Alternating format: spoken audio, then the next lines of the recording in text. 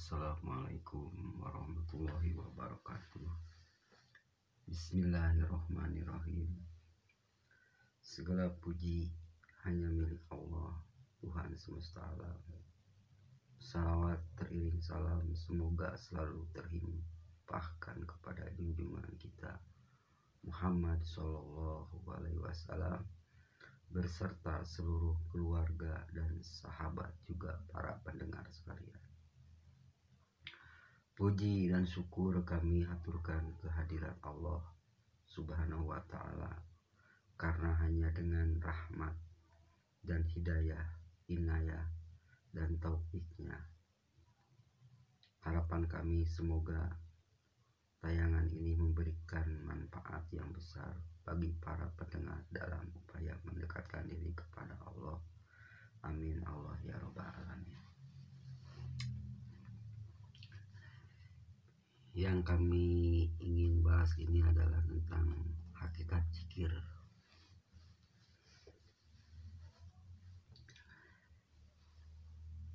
Zikir itu bukan sampai banyak, melainkan sampai keluh.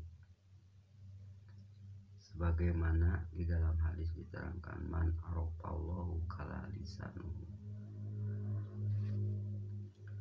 Siapa mengenal Allah dengan sebenar-benarnya, dengan pengenalannya, keluh diam lidahnya. Jadi intinya hadis ini menerangkan bukan dari masalah tentang jumlahnya. Banyaknya kita berzikir, banyaknya kita membaca sesuatu, tapi intinya karena zikir itu artinya kita ingat. Jadi kalau kita ingat, kita harus sadar siapa yang diingat. Karena yang namanya ingat itu, kita itu sudah bertemu dulu, sudah tahu yang namanya wujudnya, orangnya, dan semuanya itu kita tahu. Yang di sini kan diterangkan barang siapa yang mengenal itu kan tahu. Jadi bukan bayang-bayang lagi. Nanti saya uraikan semua di sini. Contohnya bapak ingat sama anak. Jadi bapak itu sadar ingat sama anak, tahu rupanya anak bahwa nama ini adalah ini. Bahwa ingat itu karena kita sudah mengetahui. Tidak mungkin kita ingat kalau kita tidak mengetahui. Sebagaimana yang diterangkan dalam sebuah hadis, awaludin marifatullah. Awal agama itu adalah kita mengenal kepada Allahnya. Nah, kita belum membahas tentang itu. Nanti dulu. Satu toh kita berzikir. Di saat kita berzikir, mulut kita berucap la ilaha illallah. Dari mana munculnya perkataan ini? Lisan yang berkata itu asalnya dari hati. Jadi la ilaha illallah itu, yang keluar kalimat la ilaha illallah itu dari hati. Dari mana asalnya? Dari sir hati. Jadi hati di dalam hati. Dari mana sir ini datangnya? Tentulah dari dalam sir yang sangat rahasia. Yang di dalam sir itu siapa? Itu rahasia. Nanti kita bahas semuanya biar tahu. Jadi kalau kita cermati siapa yang sebenarnya berzikir itu. Jadi yang sebenarnya berzikir itulah yang berzikir.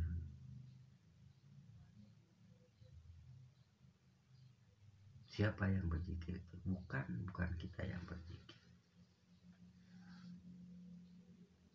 Karena kita itu hanya sebatas speaker, suaranya saja, speakernya saja.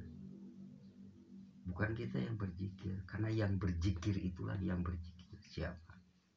Nanti coba tolong renungi dengan kesadaran, dengan ketenangan. Tarik nafas, keluar nafas, tarik nafas, keluar. Renungi sedalam-dalam mungkin.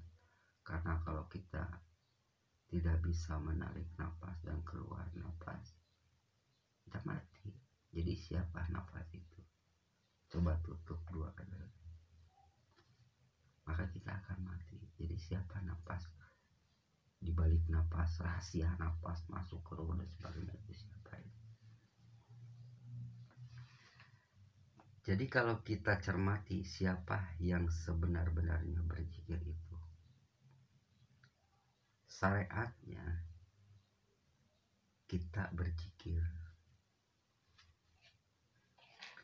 syariatnya kita berzikir, hakikatnya kita menzikirkan yang punya nama, marifatnya yang punya zikir berzikir. Kalau belum tahu bahwa yang di dalam sir ini berzikir, bagaimana Bapak sekalian atau Ibu sekalian bisa masuk ke dalam zikir itu?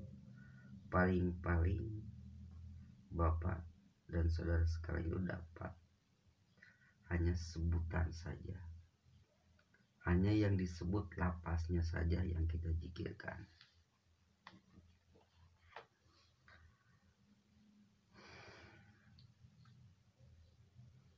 Maka ketahuilah zikir itu, karena zikir itu bukan hanya sebutan. Karena zikir adalah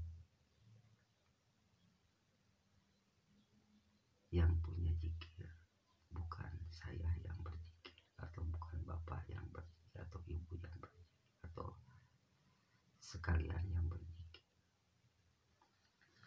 Sadari, karena kita hidup itu dihidupkan, sholat disolatkan, berjalan dijalankan, berusaha kita diusahakan, bekerja kita dikerjakan. Jadi semuanya itu karena Allah. Jadi jangan sekali-kali kita yang merasa kita berzikir, merasa kita sholat, merasa kita berpuasa, merasa kita beribadah, beramal. Jadi sadarilah bahwa sesungguhnya semua itu diperjalankan oleh hidup itu sendiri.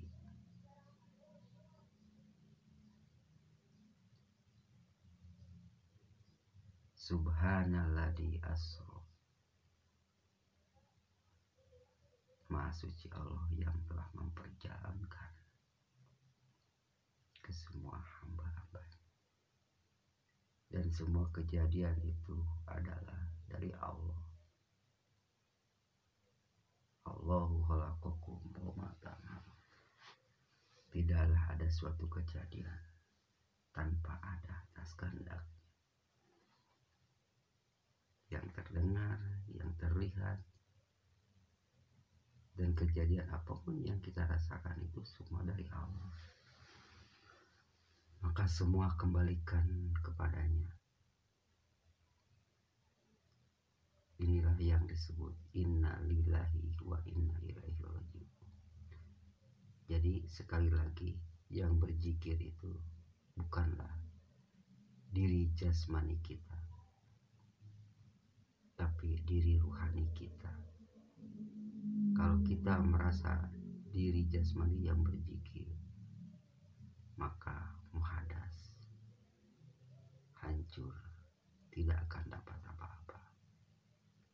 Kalau diri ruhani kita yang berzikir, itu kembali kepadanya. Karena itu